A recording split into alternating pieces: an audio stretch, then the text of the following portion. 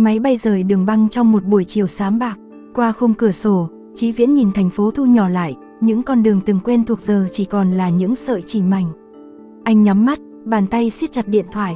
Tên Mẫn Giao vẫn còn sáng trên màn hình, như một lời gọi chưa bao giờ được trả lời. Anh không đủ can đảm để nghe giọng cô thêm một lần nữa. Không phải vì hết yêu, mà vì yêu quá nhiều, đến mức sợ rằng chỉ cần nghe cô nói, anh sẽ quay đầu, sẽ kéo cô vào vòng xoáy nguy hiểm mà anh đã ở trong suốt nhiều năm.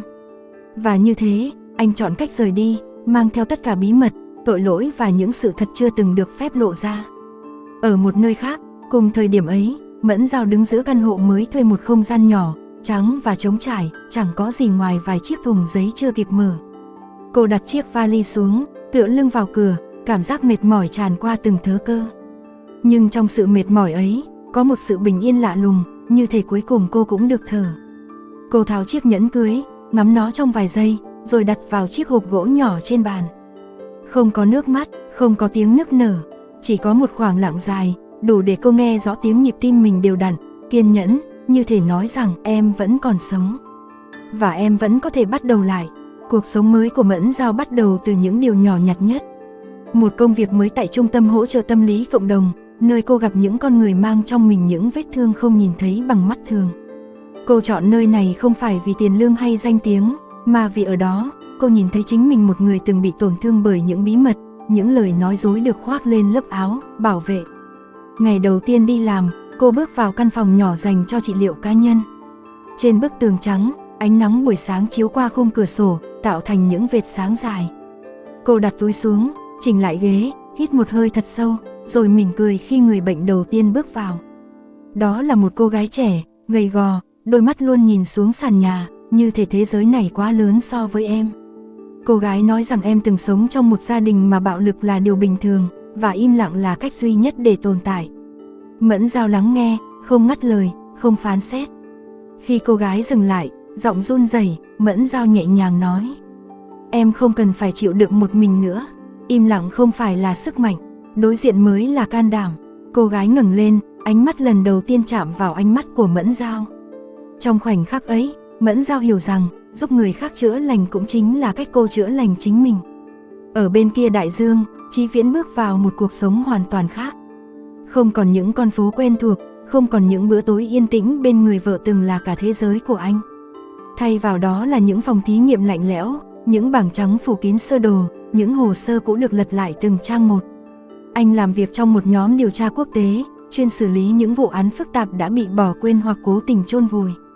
Trong số đó, có một hồ sơ mang mã số mà anh không thể quên, M17 vụ án liên quan đến đường dây buôn người xuyên quốc gia, từng bị đình chỉ vì thiếu bằng chứng. Chí Viễn biết, lý do thật sự không phải vì thiếu bằng chứng, mà vì có những cái tên không được phép xuất hiện trong báo cáo. Những cái tên có quyền lực, có địa vị, có khả năng khiến cả hệ thống im lặng. Đêm nào anh cũng làm việc đến khuya, đôi khi ngủ gục trên bàn, giữa những chồng tài liệu và cốc cà phê đã nguội lạnh. Trong những khoảnh khắc hiếm hoi ngơi nghỉ, hình ảnh Mẫn Giao lại hiện lên trong tâm trí anh, nụ cười dịu dàng, ánh mắt buồn bã, và câu hỏi chưa bao giờ được trả lời: anh đang che giấu điều gì? Anh từng tin rằng im lặng là cách duy nhất để bảo vệ cô. Nhưng càng đi sâu vào hồ sơ, anh càng nhận ra im lặng chính là đồng lõa. Cuộc sống mới của Mẫn Giao tưởng chừng như yên bình, cho đến khi một cái tên quen thuộc xuất hiện trong hồ sơ bệnh nhân mới. Đó là một người đàn ông từng có liên quan đến một vụ án buôn người nhiều năm trước, vụ án mà Chí Viễn từng tham gia điều tra. Mẫn Giao không chắc đó chỉ là trùng hợp hay là dấu hiệu của một điều gì đó lớn hơn. Nhưng bản năng mách bảo cô rằng có những mảnh ghép đang dần quay trở lại với nhau. Trong buổi trị liệu đầu tiên, người đàn ông ấy tên Nam ngồi đối diện cô, ánh mắt vừa lạnh lẽo vừa mệt mỏi. Anh ta cười nhạt, giọng nói mang theo sự mỉa mai: cô nghĩ chỉ cần vài buổi nói chuyện là tôi sẽ trở thành người tốt sao? Mẫn Giao không đáp lại bằng sự tranh cãi, chỉ nhẹ nhàng nói: tôi không cần anh trở thành người tốt, tôi cần anh nói sự thật. Câu nói ấy khiến Nam khựng lại trong giây lát, ánh mắt anh ta thoáng qua một tia dao động, nhưng rồi nhanh chóng che giấu. Đêm đó, Mẫn Giao không ngủ được, cô mở lại những tài liệu cũ, những ghi chép từ thời còn sống cùng Chí Viễn. Có những ký hiệu, những mã số mà trước đây cô không hiểu, nhưng giờ, khi đối chiếu với hồ sơ bệnh nhân, mọi thứ dường như dần sáng tỏ. Mã hồ sơ M17 hiện lên trên màn hình, khiến tim cô đập nhanh hơn. Đó là mã mà Chí Viễn từng nhắc đến trong một cuộc trò chuyện năm xưa, khi anh vô tình để lộ rằng có những vụ án không thể điều tra đến cùng. Cô cầm điện thoại, do dự rất lâu. Sau nhiều năm, cô không biết liệu mình có nên liên lạc với anh hay không. Nhưng cuối cùng, cô vẫn bấm gọi. Ở bên kia đại dương, Chí Viễn đang đứng trước bảng trắng, tay cầm bút, khi điện thoại rung lên. Tên cô hiện trên màn hình. Anh chết lặng, ngoặc kép chấm chấm chấm. Alo, giọng anh khàn khàn, như thể đã lâu rồi anh không nói tên cô. Em cần nói chuyện với anh, giọng Mẫn Dao bình tĩnh nhưng run rẩy, về một vụ án cũ. Khoảng lặng kéo dài vài giây, đủ để cả hai nghe rõ nhịp thở của nhau qua sóng điện thoại. Em ổn không? Chí Viễn hỏi. Em không biết, cô đáp, nhưng em biết, sự thật đang tìm đến cả hai chúng ta. Từ cuộc gọi ấy, hai con đường tưởng như đã tách biệt lại bắt đầu giao nhau một lần nữa. Lần này không phải bằng tình yêu, mà bằng sự thật. Họ bắt đầu trao đổi thông tin qua email, qua những cuộc gọi ngắn vào nửa đêm khi cả hai đều mệt mỏi nhưng không thể dừng lại. Mỗi mảnh ghép được đặt vào đúng vị trí lại khiến bức tranh toàn cảnh trở nên rõ ràng hơn, và cũng đáng sợ hơn. Cái tên Lê Quang Huy xuất hiện trong nhiều tài liệu một người từng là cấp trên trực tiếp của Chí Viễn, từng được ca ngợi là người giữ vững kỷ cương ngành. Nhưng giờ đây, các chứng cứ lại chỉ ra rằng, ông ta chính là người đứng sau việc che giấu và thao túng nhiều vụ án nghiêm trọng. Khi Chí Viễn nhìn thấy cái tên ấy trên màn hình, anh cảm thấy như toàn bộ thế giới quan của mình sụp đổ. Người thầy mà anh từng kính trọng, người đã dạy anh rằng sự thật là giá trị cao nhất, hóa ra lại chính là người đã chôn vùi sự thật sâu nhất. Ở một góc khác của thành phố, Mẫn Dao cũng đang đối diện với sự thật tương tự. Nam, sau nhiều buổi trị liệu, cuối cùng cũng chịu mở lời. Có một người đứng sau tất cả, anh ta nói, người đó chưa từng bị gọi tên. Và người đó từng là cấp trên của chồng cũ cô. Câu nói ấy khiến Mẫn Dao cảm thấy như có một bàn tay lạnh lẽo bóp chặt trái tim mình.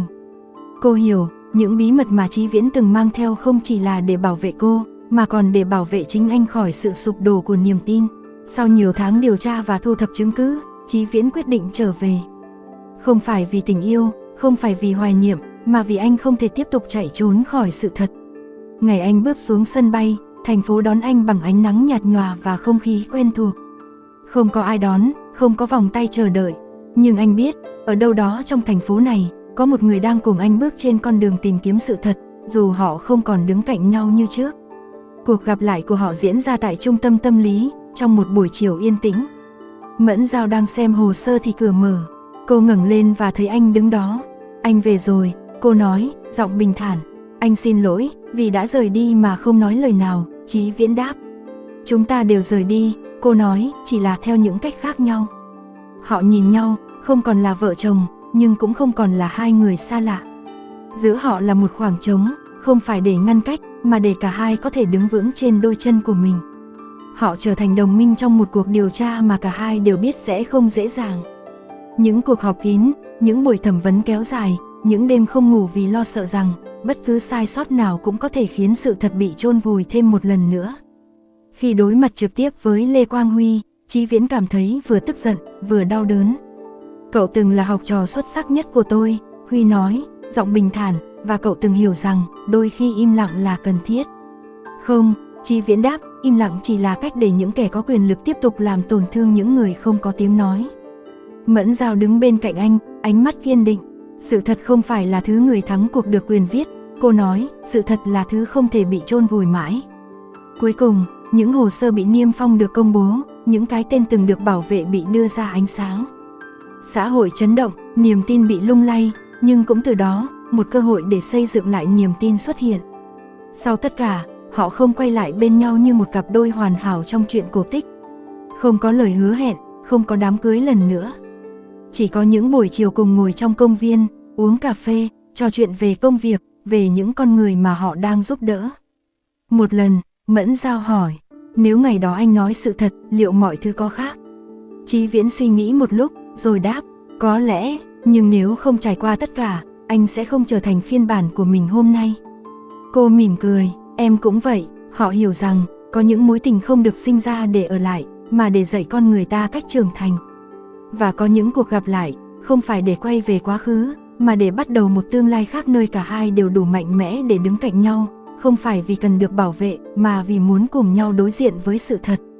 Trong ánh hoàng hôn cuối ngày, họ bước song song trên cây cầu dài, không ai đi trước, không ai đi sau. Không còn là vợ chồng, nhưng cũng không còn là hai con người cô độc. Chỉ là hai tâm hồn từng tổn thương, giờ đây đã học được cách sống thật với chính mình và với thế giới.